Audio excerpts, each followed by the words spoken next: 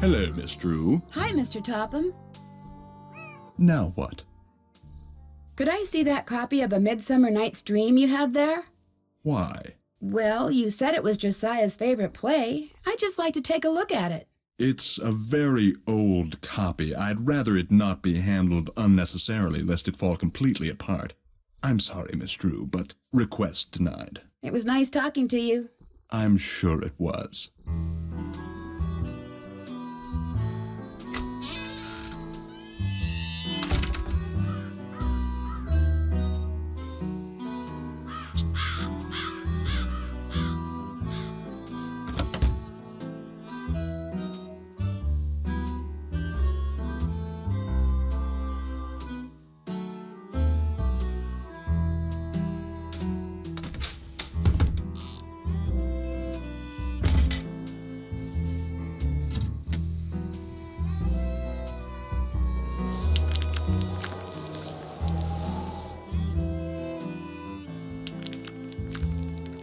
Guess I better not leave the lights on.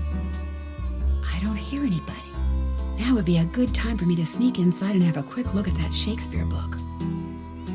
Clear your mind of all thoughts. Think about nothing save facts, food. Yori, be quiet. You're disturbing us. Mr. Topham? Yes, Mrs. Deckman? Is it okay if I blink? Yes, it's okay if you blink. Josiah must have circled these quotes. Your But eyes, why? focus.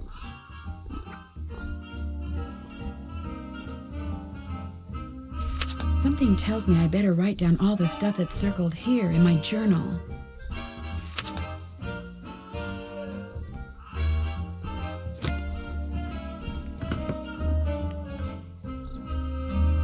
Concentrate on the top edge or the bottom edge? Either one, Mrs. Deckman. Just concentrate.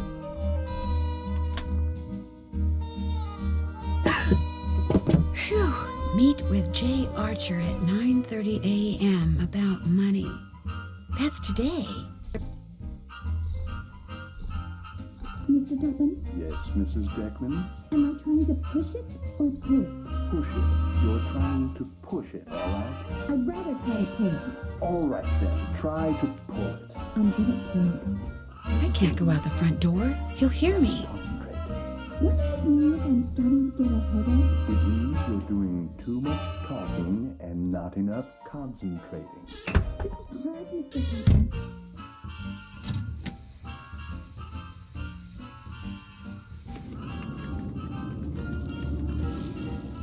I feel like someone's watching me.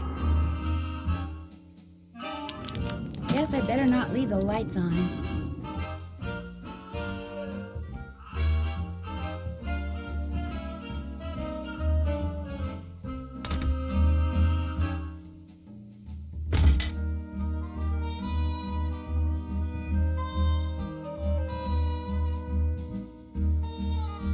What's cooking? Well, I'll talk to you later. Alrighty-dighty.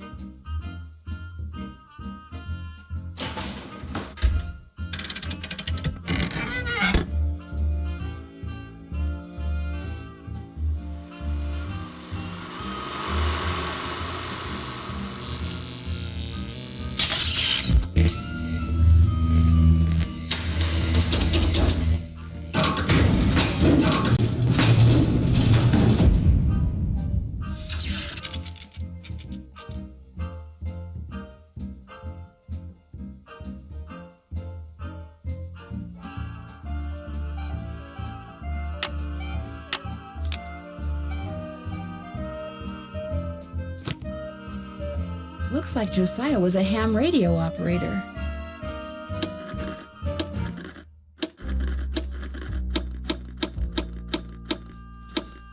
Is anyone out there?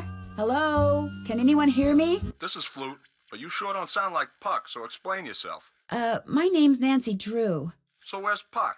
Well, I'm pretty sure Puck's real name was Josiah Crowley, and I hate to say it, but he passed away earlier this year. Ah, that's a shame. Heck, I never got to give him his sentence. What sentence is that? Well, see, a while back, Puck dictated a sentence to me and told me that if and when he recited a certain passage from Shakespeare, I was to respond with that sentence. Weird fellow, that Puck. If I tell you the passage, will you tell me the sentence? Well, yeah, sure, I guess. Especially seeing as Puck's no longer with us.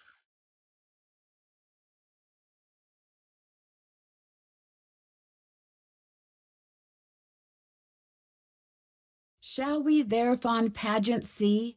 Lord, what fools these mortals be! That's it. Here, let me check my logbook for the response. Now I'm supposed to say, leave by road when the owner is in, because then there will be thieves about. Leave by road when the owner is in, because then there will be thieves about? Those were Puck's exact words. Is Flute your real name? No, it's just what Puck insisted on calling me. What'd you say his real name was? Josiah Crowley. Strange. I never heard of him.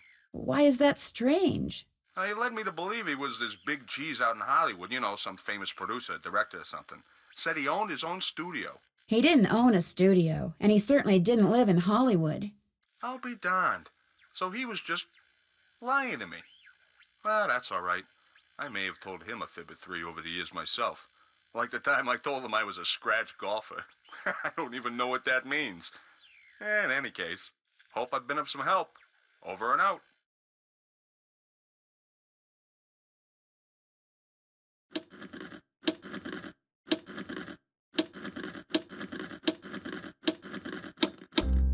Thisbe, are you there? Hello? I'm Thisbe, but only Puck calls me that.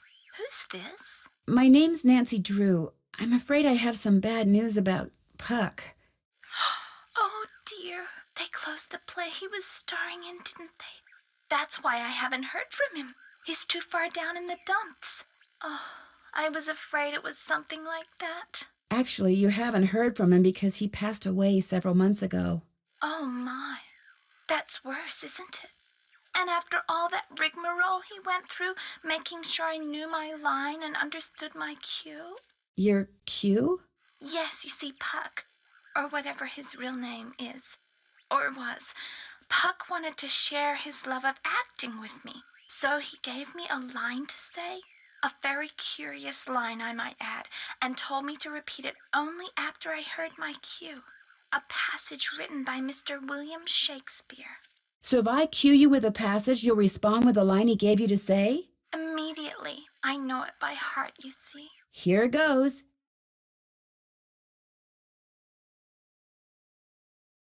If we shadows have offended, think but this, and all is mended, that you have but slumbered here while these visions did appear.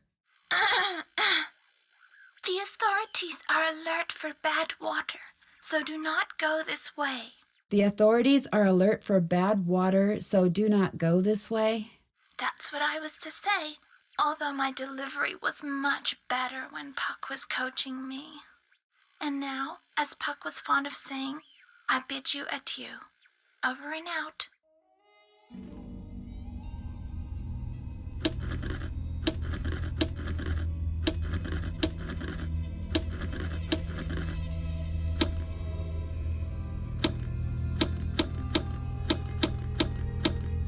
Hello? Is anyone there? Hello? This is Pyramus. Who are you? My name's Nancy Drew. Does somebody named Puck usually call you on this frequency? Somebody named Puck used to. Apparently he found something better to do. Haven't talked to him in months. Well, that's because he passed away not too long ago. Oh, well, that's a good excuse, I guess. How'd you know he called me Pyramus? I'm a friend of his. I found your name and radio frequency in his journal. So why are you talking to me? Did Puck, ever ask you to tell him something whenever he read a certain passage from Shakespeare? Whenever he rattled off this Shakespeare quote, I was supposed to rattle off this stupid saying he gave me. How did you know about that? Long story. But if I were to rattle off the quote, there's no reason why you can't tell me the stupid saying, right? Well, come to think of it, he never said the quote had to come from him, so yeah, I guess I could tell you. Thou speakest aright. I am that merry wanderer of the night. How'd you know? Long story. What did he tell you to say in response? Wait a minute, I had to write it down. Here, you're gonna love this. A barking dog would do well to hold his tongue in a dangerous neighborhood. A barking dog would do well to hold his tongue in a dangerous neighborhood. I told you it was stupid. I really appreciate your help. Just out of curiosity, what kind of car did Puck drive, do you know? I don't think he had a car. And he tried to tell me he was rich. Over and out.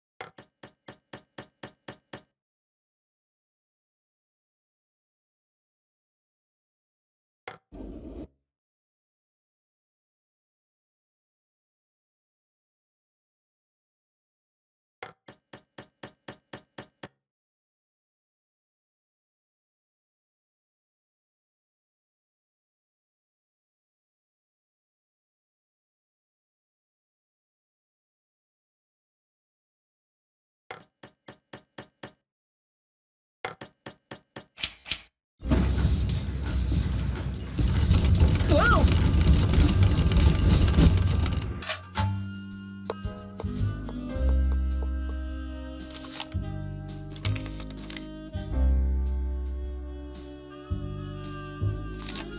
A golf ball, no doubt meant to be used on that golf course of Josiah's.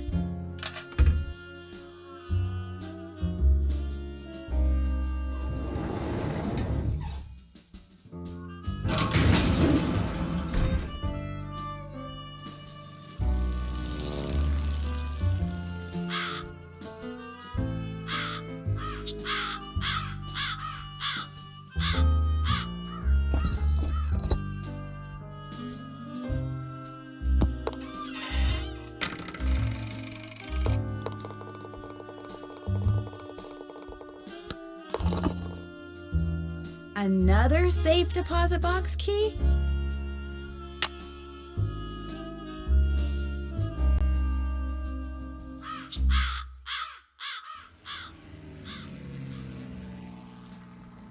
Emily, please, just settle down. It's all right. It's not all right. Stop lying. Something's wrong with me. You've got to go talk to Emily. She's in a bad way. What do you mean? What's happened? Please, go talk to her. She won't listen to me. I'm no help at all.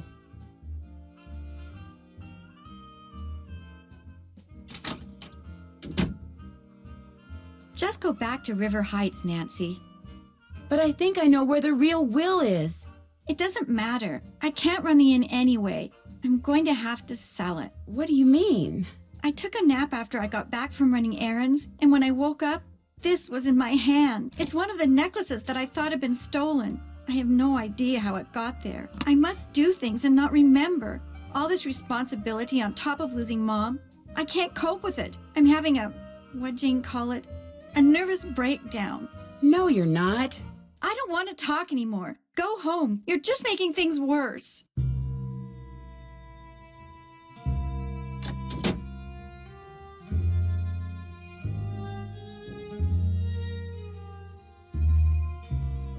Did you talk to her? Do you see what I mean? No wonder I never saw or heard anything. It was all in her mind. I'm not so sure, Miss Willoughby. What's more, I think I've found something that'll solve all her problems. I'll talk to you later.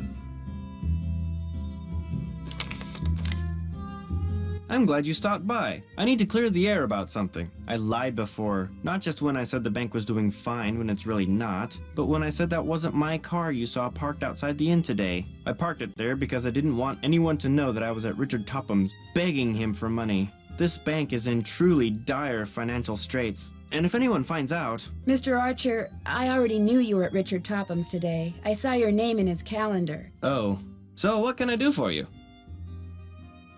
I found another safe deposit box key that belonged to Josiah. Impossible. Josiah only had one box, and you've already opened it. Can you tell me whose key this is? It is one of ours. Where did you get it? I won it playing golf at Josiah's with a special ball. I had to ace one of the holes. Why does that sound familiar? I know why. That's what Clara always called me, her ace in the hole. That's who this key belongs to, Clara Pickford. So, Clara Pickford was really Josiah Crowley in disguise. Apparently, he loved playing tricks like that on people and hiding things right under their noses.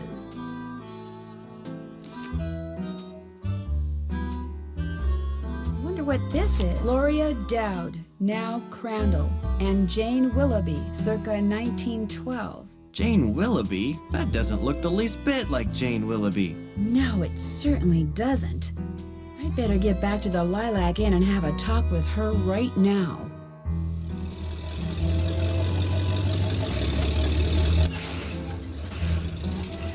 Move out of the way, would you please? I'm kind of in a hurry. You're not going anywhere until you tell me who you really are. What are you talking about? I just saw a picture of Jane Willoughby, the real Jane Willoughby. It's been swell knowing you, sister.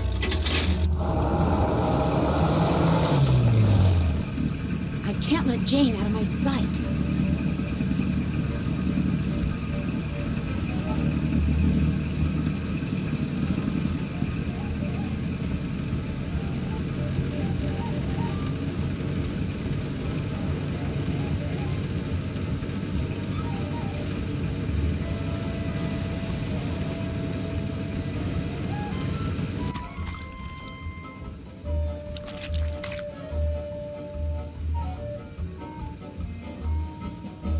She's heading for the state line. I know. I'll take a shortcut and head her off.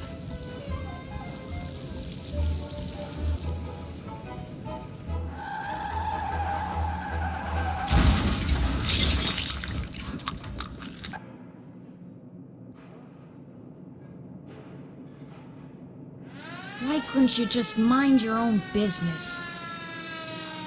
Dear Ned, I know you'll be home from school in a couple of days, but I couldn't wait to tell you. I just solved a mystery. I figured out that Emily Crandall's guardian was really an imposter named Marion, who intercepted the letter Emily wrote to Jane Willoughby after her mom died.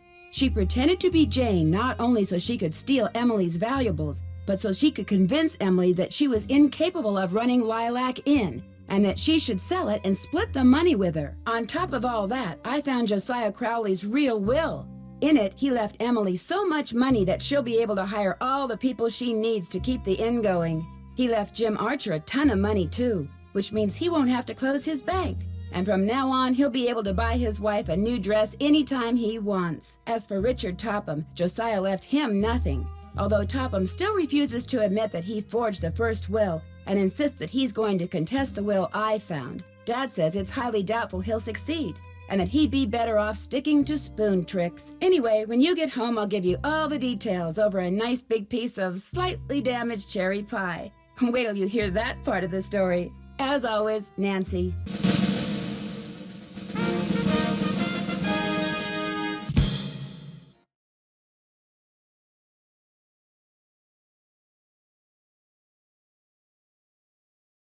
Great news, I think.